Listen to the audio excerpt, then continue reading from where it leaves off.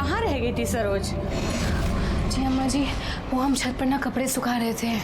अच्छा सुन, बाहर बिरजू आया है, उसका हिसाब देख ले जरा, ठीक है? अच्छा सुन, एक मिनट रुक।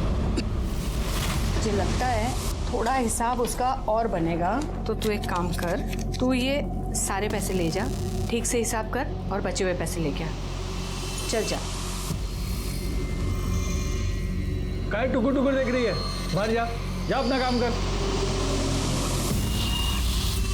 अम्मा जी, हम कह रहे हैं लड़की कुछ ठीक नहीं लगती हमको। अरे बेफालतू का ना सब पे शक करता रहता है, अच्छी लड़की है।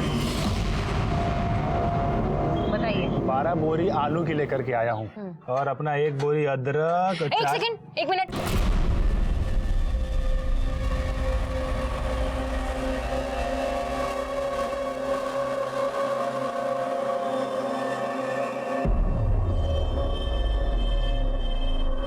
क्या ये काहे ऐसे बत्तीसी दिखा रहे हो हमें? हाँ, ये लो, काम करो, काम पे ध्यान दो।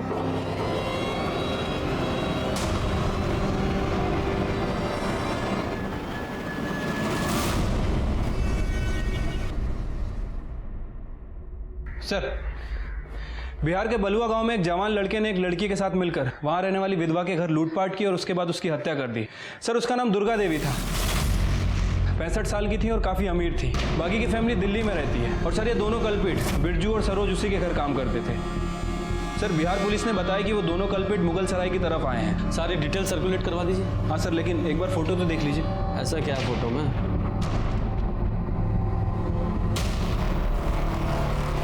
ये तो रुक्मणी जैसी लग रही है, लेकिन वो तो हॉस्पिटल में है। ये बिहार में कैसे हो सकती है? यादव जी, ये रुक्मणी की फाइल निकालो।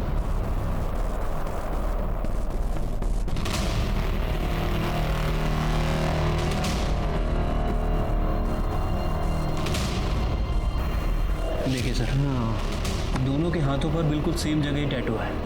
हाँ, लेकिन इस फोटो में टैटू थोड़ा क्लियर नहीं है, लेकिन है एक ही जगह पर। Good job Yadav ji. अब इस रुक्मणी से मिलने का वक्त आ गया है, चलो।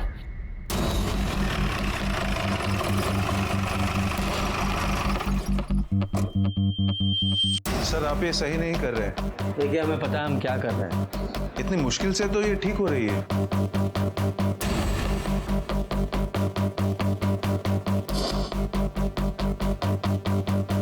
देखिए, मैंने पहले ही कहा था, अगर यहाँ पे कोई टैटू होता तो बुरी तरह से जल चुका होगा। डॉक्टर साहब, क्या कोई और तरीका नहीं है जिससे ये पता लग जाए कि पहले यहाँ टैटू था या नहीं? जी नहीं, क्योंकि स्किन के पिगमेंट्स जल चुके हैं। अब इसे पता लगाने का कोई तरीका नहीं। एक तरीका है, बिहार चलना होगा। शायद वहीं चलकर इस सरोज और रुक्मणी की पहेली सुलझे।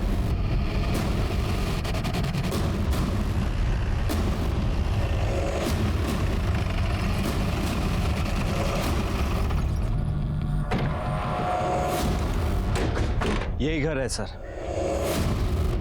और ये पुलिस वाले यूपी से आए हैं साहब। तुमने जो बयान हमको दिया था, तुम्हारे मुंह से सुनना चाहते हैं। वो क्या है कि तुम्हारे अम्मा जी के कातिलों का पता लगाना है ना। छोड़ना मत साहब उनको। हमारी अम्मा जी बहुत अच्छी थी साहब, बहुत अच्छी थी हमारी अम्मा। ये सरोज यहाँ कब से काम करती थी? साहब कुछ 35-40 दिन हुए होंगे साहब। बहुत पढ़ी लिखी थी साहब और एकदम सीधी सादी लगती थी। अम्मा जी का तो बहुत ही ख्याल रखती थी और अम्मा जी भी उस पर बहुत भरोसा करते थे साहब। और ये बिरजू? अम्मा जी का जमीन का बटाई होता है ना, तो बिरजू ही देखता था, यहाँ आता जाता रहता था साहब। वो हिसाब किताब भी सरोज ही देखती थी। जी सर, यहाँ पे काम करने वाले लोगों का कहना है कि सरोज और बिरजू बहुत घुल मिल गए थे। हाँ साहब, हम देखे थे, बिरजू और सरोज में बहुत नजदीकियाँ हो गई थी। अगर तुम्हें हमारी जरूरत है तो सीधे सीधे कह क्यों नहीं देते? साहब, वो जो सरोज थी ना, वो हमेशा डरी डरी रहती थी। डरी डरी मतलब? डरने की वजह तो पता नहीं, लेकिन हमेशा उसके दिमाग में कुछ ना कुछ तो चलता रहता था साहब। ये सरोज कहाँ की रहने वाली थी? पता नहीं साहब। पता नहीं? तो फिर मिली कहाँ? हम वो अप्रैल में पटना गए थे, आके देखा तो यहाँ काम कर रही थी वो। आपने सरोज के बारे में बाकी गांव वालों से बात की? जी सर, लेकिन किसी को भी नहीं पता है कि वो कहाँ से आई थी और यहाँ तक कैसे पहुँची। साहब हम एक चीज हमेशा देखते रहे कि जब भी अम्मा जी लाकर खोलती थी ना तो उसकी आंख खुल जाती थी। सच में हम कह रहे साहब कि सब कुछ उसका ही किया धरा है, बिरजू को भी उसी ने फंसाया साहब। साहब वहाँ अम्मा जी का लाश लाकर के पास पड़ा था और उस वक्त लाकर खुला था साहब। सर फ्लावर वॉश को वेपन की तरह यूज किया गया था, जिसे हमने फॉरेंसिक में जमा करा दिया है। ये सरोज के पास कोई मोबाइल था? नहीं साहब नहीं था। ये अम्मा और बिरजू के पास तो होगा। हाँ उनके पास था साहब। सर बिरजू अपना मोबाइल एक मजदूर को दे के गया था, जिसमें मोबाइल डेटा इरेज था और कोई सिम भी नहीं था। सर हमने अम्मा जी और बिरजू की मोबाइल की CDR रिपोर्ट और मोबाइल लोकेशन दोनों मंगवाई, जल्दी ही मिल जाएगी। गुड। सर बिरजू के मोबाइल लोकेशन और मोबाइल डिटेल्स में कुछ भी सस्पिशियस नहीं है, लेकिन सर ये अम्मा जी नटवा गांव में भीमा के कांटेक्ट में थी। ये भीमा कौन है? हिस्ट्री शीटर है सर, ह्यूमन ट्रैफिकिंग के केस में कई बार पकड़ा गया, पर हमेशा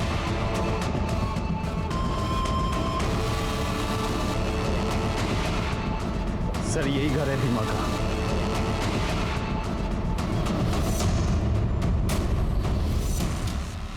यहाँ तो ताला लगा है। कैसे पता लगाएं सर, कहाँ गया होगा?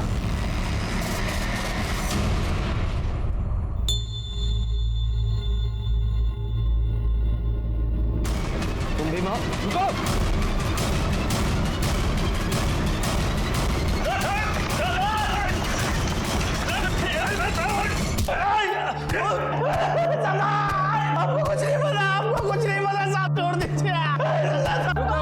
रुको! कितना मारते हो तुम लोग?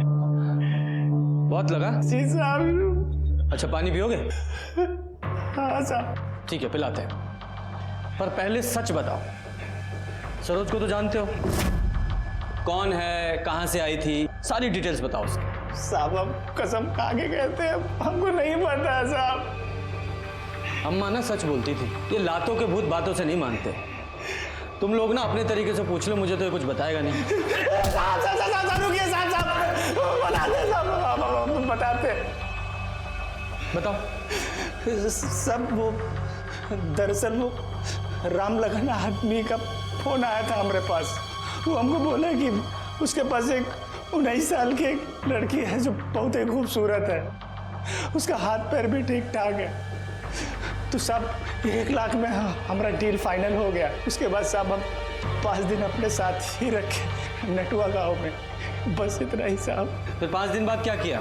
वो अम्मा जी को बेच दिए थे 1.5 लाख रुपए में। ये राम लखन का जो फोन आया था मोबाइल से आया था? जी यादव जी सर, उस नंबर को ट्रेस करो। कहाँ का रहने वाला है ये? जी यूपी। तो लड़की को तुमने यूपी से उठाया? साहब ये तो हमको पता नहीं है, लेकिन यूपी और बिहार का जो बॉर्डर है ना, वहीं पर लेन देन हुआ था। कब हुआ था? 11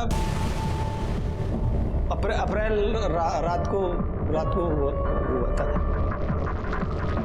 मतलब जिस रात रुक्मणी और मनोज को चलाया गया। ठीक है, very good sir. Ram Lakhan का फोन ट्रेस हो गया है सर। ये राम लखन और कोई नहीं बल्कि बसेसर दुबे ही है, रुक्मणी का पिता। क्या? तो क्या ये सरोज और रुक्मणी दोनों एक ही हैं? अगर ये सरोज रुक्मणी है तो फिर वो लड़की कौन है जो हॉस्पिटल में है? या फिर दोनों जुड़वा बहनें हैं? सर जो लड़की हॉस्पिटल में है उसका DNA बसेसर दुबे के DNA से मैच भी हुआ था। बड़ी उलझी हुई पहेली है। सबसे पहले ना ये मुगल सराय जाकर इस बसेसर से बात करनी पड़ेगी। यादव जी इस बसेसर की पूरी जन्म कुंडली निकालो। जी। और सिन्हा साहब सर, जितने भी टोल नाका हैं सबकी CCTV फुटेज निकालो। इस सरोज का मिलना बहुत जरूरी है। और वो बिरजू, उसके मोबाइल में उसका सिम नहीं था, हो सकता है उसने दूसरे मोबाइल में सिम डालकर एक्टिवेट किया हो। पता करने की कोशिश करो, इन दोनों का मिलना बहुत जरूरी है। जी सर।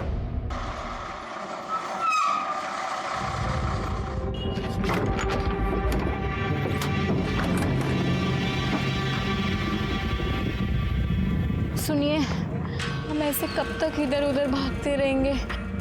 हम जाने ये सब कब खत्म होगा। देखो तुम ज़्यादा परेशान मत हो, बस थोड़ी देर का तो बात है, हम आज रात को बनारस से गाड़ी पकड़ेंगे, उसके बाद निकल जाएंगे, फिर हमको तो कोई टेंशन नहीं है वहाँ पे।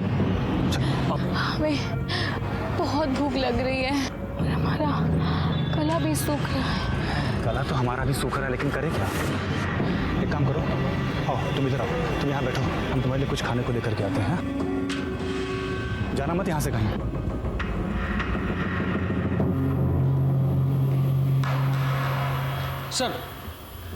सर बसेसर के बारे में एक इन्फॉर्मेशन मिली है।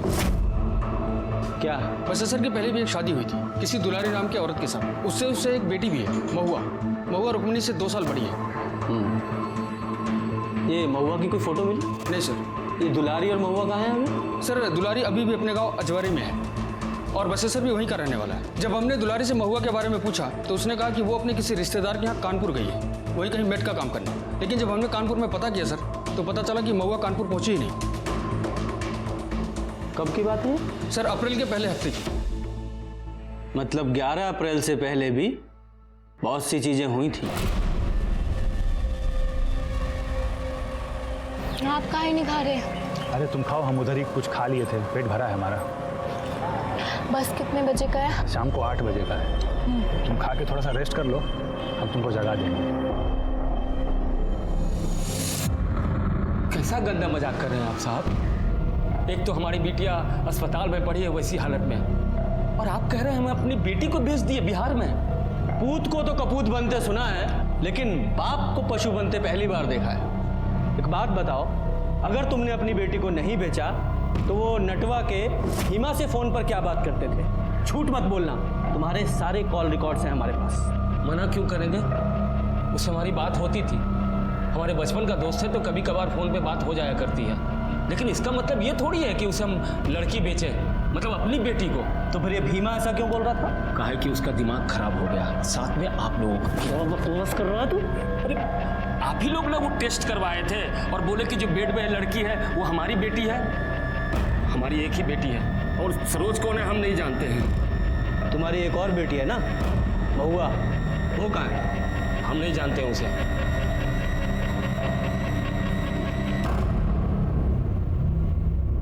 ठीक है, जाओ।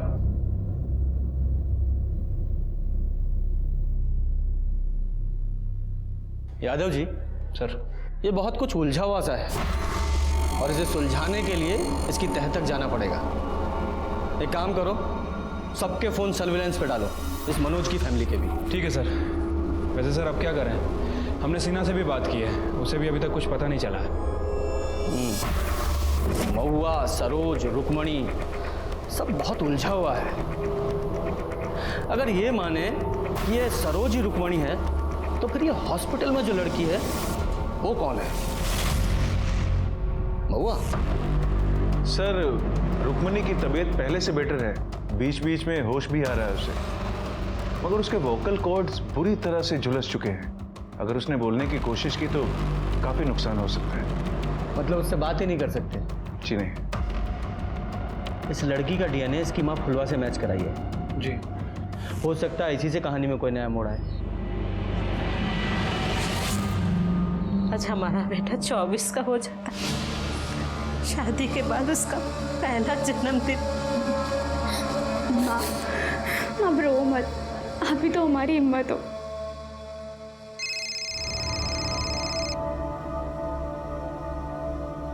हेलो सर अभी भी मनोज की बहन नीला को किसी ने फोन किया सर। ये सुनिए सर।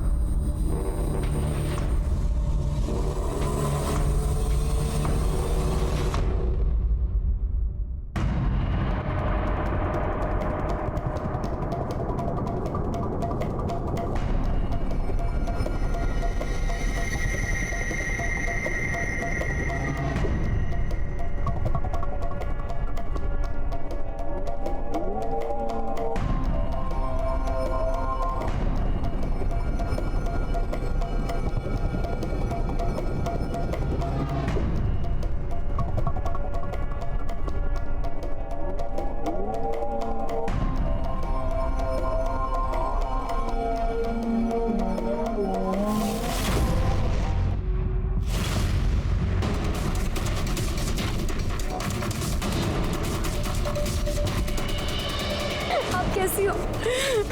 याद नहीं रहे। सरोज, ले चलो इसे। सरोज या रुक्मणी बुलाऊं तुम्हें? कौन हो तुम? सरोज या रुक्मणी, या रुक्मणी की कोई जुड़वा बहन? नहीं साहब, हम रुक्मणी ही हैं। सबने बहुत कोशिश की कि हम भूल जाए कि हम रुक्मणी नहीं हैं, लेकिन साहब हम रुक्मणी ही हैं। उस रात तुम्हारी मनोज से लड़ाई किस बात पर हुई थी? नहीं साहब, हम दोनों की तो कोई लड़ाई नहीं हुई थी। हम दोनों के बीच तो सब कुछ ठीक था। हम दोनों ने खाना खाया, उसके बाद हम सोने चले गए। फिर अचानक से आधी रात में किसी ने हमें कुछ सुंघाया और हम बेहोश हो गए। हमने भागने की कोशिश की, लेकिन कहाँ भाग रही है? कहाँ भाग रही है? नहीं, समझ नहीं आता तुमको? तुम ऐसे नहीं समझ। रुको, समझाते हैं तुम। हमारे साथ रेप किया और 5वें दिन। एक बात सुन लो, हम तुमको ना अम्मा के पास भेज दिए। हाँ, भेज दिए हैं तुमको। अब से तुम्हारा नाम सरोज है। सरोज, रुक्मणी नाम को भूल जाओ। और अगर तुमने भागने का कोशिश किया ना, तो पता क्या होगा? जो पूरा गांव का मर्द लोग है ना, वो तुम्हारे ऊपर छोड़ देंगे। उसके बाद तुमको और तुम्हारे मनोज को, दोनों को गोली मार देंगे। अम्मा जी बहुत अच्छी इंसान थी, वहां में कोई परेशानी नहीं थी। पर साहब, हम वहाँ कैसे रहते? हमें तो अपने पति के पास जाना था। हम मनोज से बहुत प्यार करते थे साहब। हमारे पास कोई फोन भी नहीं था जिससे कि हम मनोज को फोन कर सके। वहाँ हर वक्त हम पर सब लोग नजर रखते थे साहब। ऐसा लगता था जैसे हमें वहाँ कैद करके रखा हो।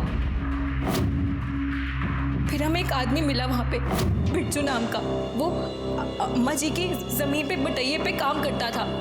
हमने उससे जानबूझकर दोस्ती की। हमने बिरजू से कहा कि हमें यहाँ से भागना है। उसने कहा उसके लिए हमें पैसे चाहिए होंगे। हम दोनों ने मिलकर एक योजना बनाई कि तिजोरी से सारे पैसे निकालकर हम भाग जाएंगे।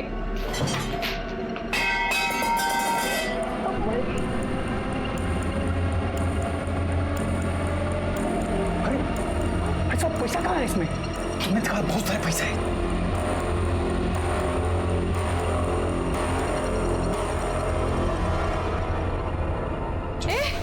बिरजू, क्या कर रहे हो यहाँ पे?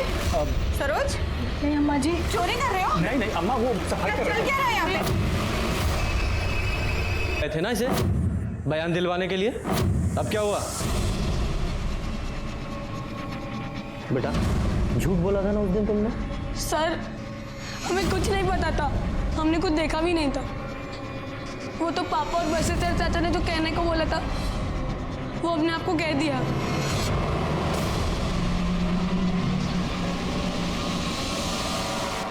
हमने तो मना भी किया था। इन्होंने हमें छड़ी से मारा था।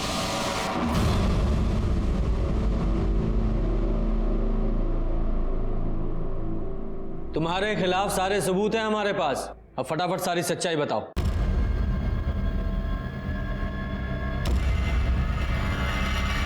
रुक्मिणी ने मनोज से शादी करके हमारा बहुत खून जलाया था। हम उससे बहुत गुस्सा थे।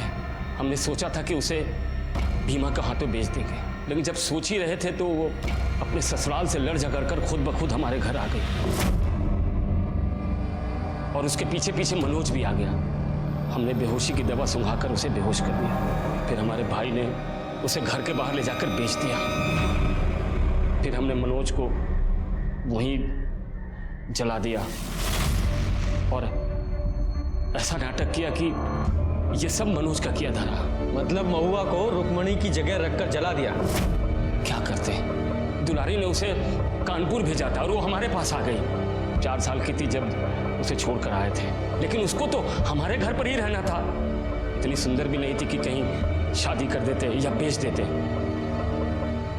उसे अपने भाई के घर रखा। जिस रात हमने रुक्मिणी को बेचा तो हमने सोचा क्यों नहीं महुआ को रुक्मिणी बनाकर इससे भी पीछा छुड़ा लिया जाए।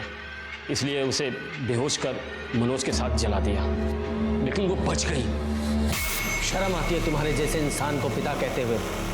अपने स्वार्थ और अहंकार के लिए अपनी दो बेटियों की जिंदगी बर्बाद कर दी। रुक्मणी ने अपने परिवार से लड़कर मनोज से शादी की थी और मनोज के भाई राजेश ने रुक्मणी को मोलेस्ट करने की कोशिश की थी। राजेश से जब हमने इसके बारे में पूछा तो उसने पहले तो इनकार किया, लेकिन कड़ाई से पूछताछ करने पर उसने स्वीकार किया कि हाँ, उसने रुक्मणी को मोलेस्ट किया था। कुछ दिनों बाद सिन्हा ने बिहार में बिरजू को पकड़ लिया और बिरजू ने कबूल किया कि उसने ही दुर्गा देवी का खून किया था। क्या मनोज को दस्तक नहीं मिली थी कि जो बसेसर रुक्मणी और उसके खून का प्यासा था वो अचानक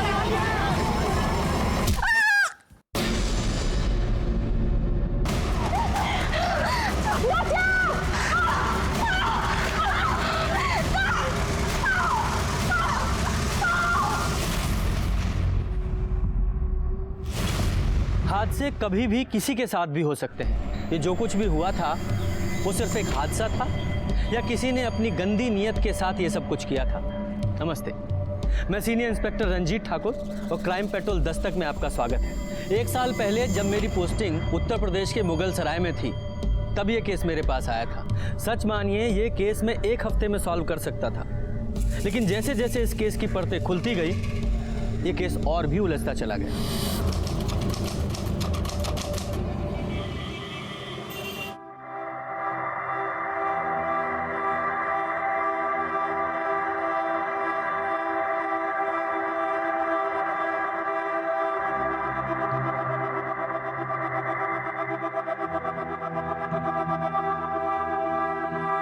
दुल्हन के माता पिता कहाँ हैं?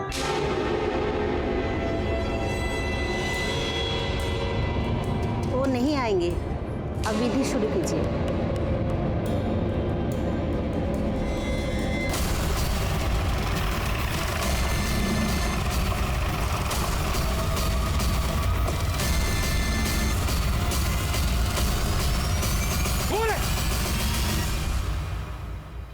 कमीना कहीं का हमारी बेटी को जबरदस्ती उठाकर शादी कर रहा है। नहीं सर, रुक्मणी अपनी मर्जी से शादी कर रही है ये। अरे काहे के पीछे हटिए, हम है ना यहाँ। तुम बताओ, ये शादी तुम्हारी मर्जी के खिलाफ हो रही है? नहीं सर, ये शादी हम अपनी मर्जी से कर रहे हैं। अरे काहे की मर्जी? सर, ये हमारी नाबालिग बेटी को बहला फुसला रहा है। नहीं सर, हम नाबालिग नहीं है। हमने 2016 में 10वीं पास की थी। ये देखिए, हम 19 साल के हैं। अरे ये सर्टिफिकेट सब झूठा है सर। आप झूठ क्यों बोल रहे हैं? ये जब छोटी थी ना तो हम इसका दाखिला 5वें में करवा दिए थे सीधे। अभी 18 की भी नहीं हुई है। तुम बहुत जवानी फूट रहा है तुम्हारा। अभी बताते हैं तुमको। रुकिए। कैसी बातें कर रहे हैं आप? आपकी बेटी है ना ये? आपके मुंह से ऐसी बातें शोभा देती हैं उसके लिए? और ये जो हमारे मुंह पे कालिक पोत रही है इसका क्या सर? ये देख रहे हैं, इसके पास सबूत है कि ये बालिग है। आपके पास कोई ऐसा सबूत है कि ये नाबालिग है? अरे इसे शादी करने से कोई नहीं रोक सकता। पीछे हटाइए ना, आप भी पीछे हटिए। चलिए आप कीजिए।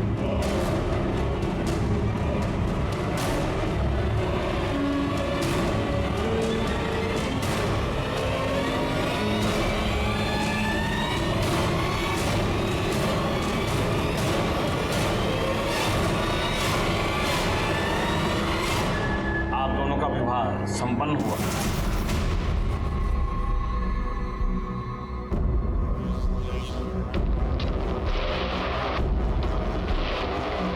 देखिए, हम समझ सकते हैं कि आपको बहुत तकलीफ हुई होगी।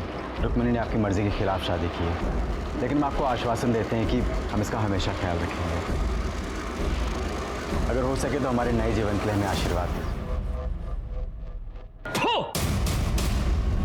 ये क्या कर रहे हैं आप लोग? हमारा हाथ आपके ऊपर भी उठ सकता था, लेकिन रुक्मणी के पिता हैं। आपकी बेइज्जती करेंगे तो उसको दुख होगा। तो हमको मारेगा? हमको मारेगा ये? पापा नहीं, छोड़ो। क्या है सब? अगर ऐसे गुंडागर्दी करोगे तो अरेस्ट कर ले जाओगे। सुन बेटा, खेल अभी खत्म नहीं हुआ, खेला तो अब शुरू होगा। निकलो, चलो चलो।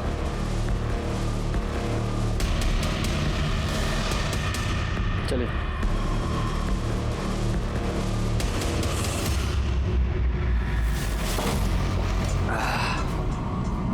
हम तुमको पहले ही बोले थे कि मार कर सालों को निपटा देते हैं, लेकिन तुमको तो आग लगी थी पुलिस के पास जाने की। जाओ। अरे हमने तो सोचा था कि पुलिस आके सारा खेल खत्म कर देगी, ये शादी रुकवा देगी, लेकिन छोड़ेंगे नहीं सालों को ना, छोड़ेंगे ना। पंकज यार थोड़ा जल्दी हाथ चलाओ यार, सुबह से कोई काम आगे बढ़ता ही नजर नहीं आ रहा है हमको।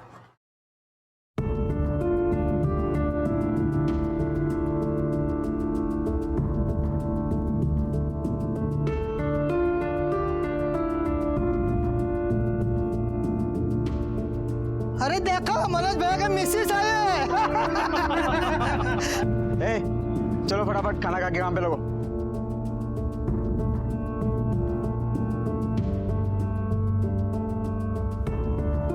कैसा बना है? तुम खाई? हम खा लेंगे। अरे अभी खाओ हमारे साथ, हम खिलाएंगे तुमको अपने हाथों से।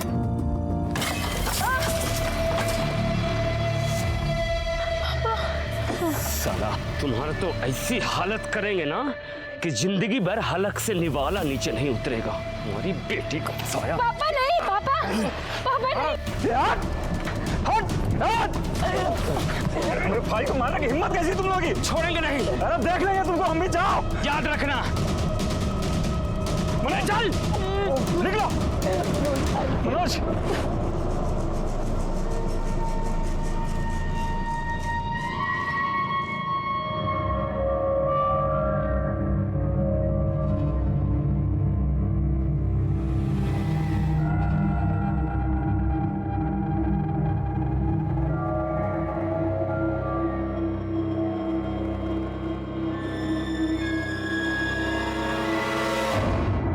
आ जाओ, एक सीट खाली, आ जाओ।